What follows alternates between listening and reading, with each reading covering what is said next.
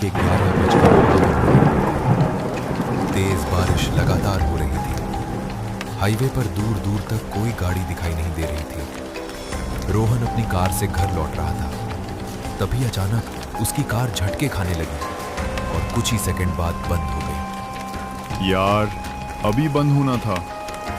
रोहन ने कई बार car start करने की कोशिश की, लेकिन इंजन बिल्कुल शांत था। उसने मोबाइल निकाला, लेकिन वहां नो सिग्नल लिखा हुआ था। अब इतनी रात में मदद कहाँ मिलेगी? उसी समय बिजली चमकी और उसकी नजर सड़क के दूसरी तरफ एक पुराने होटल पर पड़ी। उस होटल का बोर्ड आधा टूटा हुआ था, होटल शांति, और नीचे धूल से ढका एक छोटा सा बोर्ड लटक रहा था, रात के लिए एक कमरा मरे उपलब्ध है। रोहन अपनी कार वहीं छोड़कर होटल के अंदर चला गया। पूरा रिसेप्शन खाली था, बस एक बूढ़ा आदमी काउंटर के पीछे चुपचाप बैठा हुआ था। नमस्ते अंकल, एक कमरा मिल जाएगा? मिल जाएगा। बूढ़े आदमी ने बिना रोहन की तरफ देखे रजिस्टर उसकी तरफ बढ़ा दिया। रोहन ने अपना नाम लिखा, लेकिन जैसे ही उसने तारीख लिखने के लिए ऊपर देखा, रजिस्टर के आखिरी 10 पन्नों पर सिर्फ नाम लिखे थे। उनके आगे कोई चेकआउट नहीं लिखा था। अंकल, ये लोग अभी भी होटल में रुके हैं क्या? नहीं। फिर इन्होंने चेकआउट क्यों नहीं किया? बूढ़े आदमी ने पहली बार रोहन की आंखों में देखा। क्योंकि वो आज तक बाहर नहीं निकले। कुछ सेकंड तक पूरे होटल में बिल्कुल सन्नाटा छाया रहा। फिर बूढ़े आदमी ने एक पुरानी चाबी काउंटर पर रख दी। उस पर लिखा था 13। तुम्हारा कमरा तैयार है। अरे, 13 नंबर। लोग तो इसे अशुभ मानते हैं। कमरा अशुभ नहीं होता, उसमें रहने वाले हो जाते हैं। रोहन ने कांपते हाथों से चाबी उठाई और सीढ़ियों की तरफ बढ़ गया। होटल में अजीब सन्नाटा था।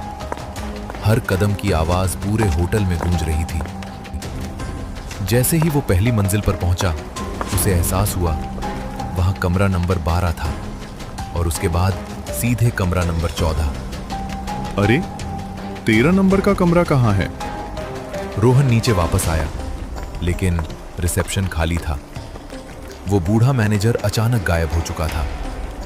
अंकल, अंकल, कहाँ हैं आप?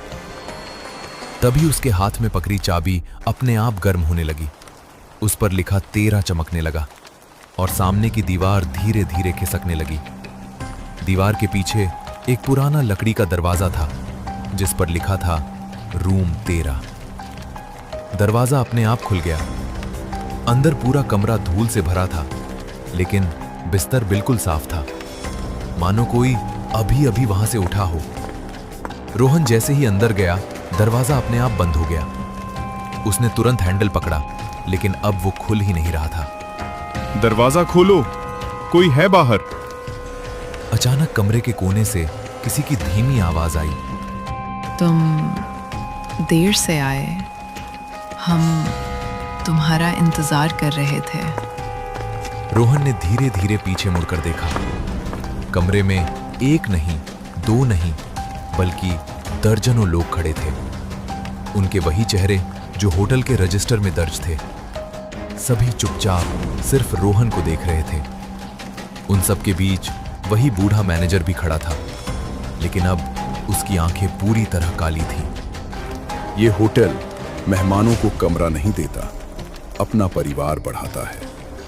अगले ही पल पूरे कमरे की लाइट बुझ गई और होटल में एक जोरदार चीख गूंज उठी। आ! अगली सुबह एक यात्री उसी होटल में पहुंचा। रिसेप्शन पर वही बूढ़ा मैनेजर मुस्कुरा रहा था। रजिस्टर खुला हुआ था। उसमें सबसे नीचे एक नया नाम लिखा था, रोहन, और उसके आगे चेकआउट की जगह सिर्फ एक शब्द लिखा था, रह गया। कहते हैं आज भी अगर कोई उस होटल में